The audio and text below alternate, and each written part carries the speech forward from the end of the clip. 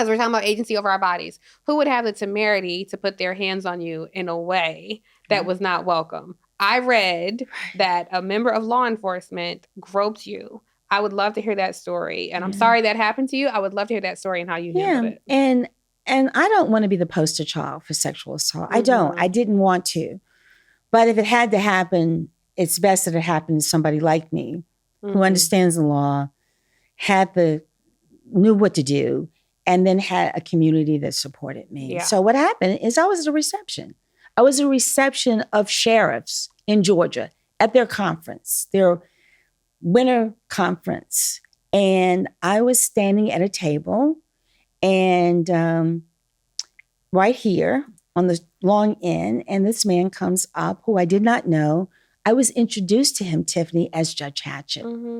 And I was cordial, and I said, he told me where he was from Bleckley County. And I said, my family's from Troup County. I don't know where Bleckley County is. And he took his finger and he poked right there, which I didn't take offense. He said, in the heart of Georgia right there. But what he did next is that he then reached over, grabbed my breast, squeezed it, rubbed it, and said, in the heart of Georgia, I was frozen. And you know how you think, well, why didn't that woman slap him? Why didn't she kick him? I was absolutely frozen. I was there as the guest of a retired sheriff, Thomas Brown, my dear friend, his back was turned to me, so he didn't see it. But the woman across the table got his attention. Thomas Brown had to literally go and pull his hand off of me and push him away. Did this man look like us? No. This is a white man. He's a white man from rural Georgia. Oh, my God. From rural Georgia. That is so mortifying. I was the only Black woman in the room. He came up to my table, uninvited, right? So he then said he didn't remember, blah, blah, blah, and then he wanted to apologize, and he said he was drunk, whatever. But you just have to wonder what really is going on with him. And then he left the country. He left the country on a missionary trip, right? When they were trying to find him to arrest him, right?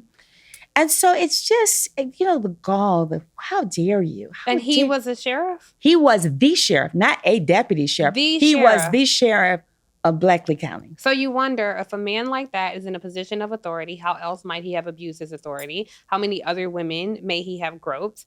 I just believe there's a racial component. Anytime a white man looks at you, I wonder, would he have behaved that same way with a white woman who's a judge? I was the only Black woman in the room. Right. I was the only Black woman in the room. He didn't do it to anybody else. Right. Who else got groped that night but you? Just the temerity of that.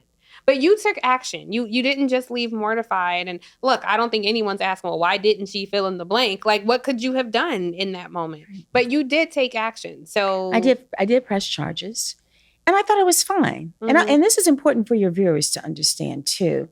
I thought I was fine, right? I'm a strong Black woman.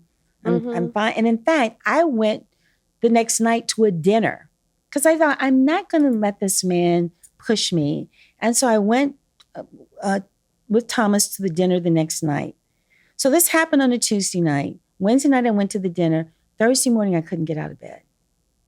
I couldn't stop crying. Wow. I was a wreck.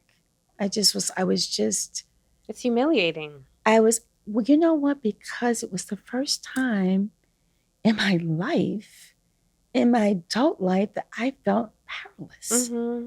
And that how could someone make me feel powerless? And I didn't want to be a victim. I didn't want to feel like a victim. And in fact, it's very hard for me even now to refer to myself as a victim. I just, But I did file charges because it was important that I do that he be held accountable. It took almost a year for us to go to court. He resigned the morning of the hearing. He resigned because he wanted to hold on to his benefits and his pension. Of course, yeah. But he did enter a guilty plea. And when I stood up before the court, I really thought that I was okay.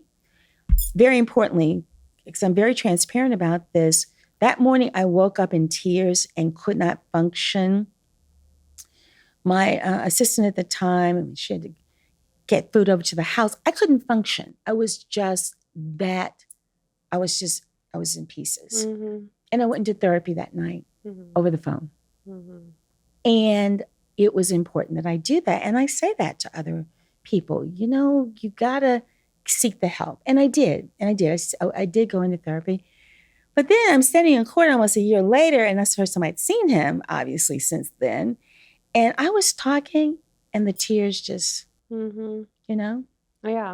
But I think that's ancestral, too. Yeah. Because you think about like all the times that Black women were subjected to violence in that way, sexual violence, being groped, being lusted after. Right. I felt that connection to your story. I felt that connection when Donald Trump talked about how beautiful Vice President Harris looked on the cover of Time magazine. He was like lusting after her. And it's like, yeah, that's not flattering. So like that makes us feel disgusted. It makes me want to crawl out of my skin hearing that.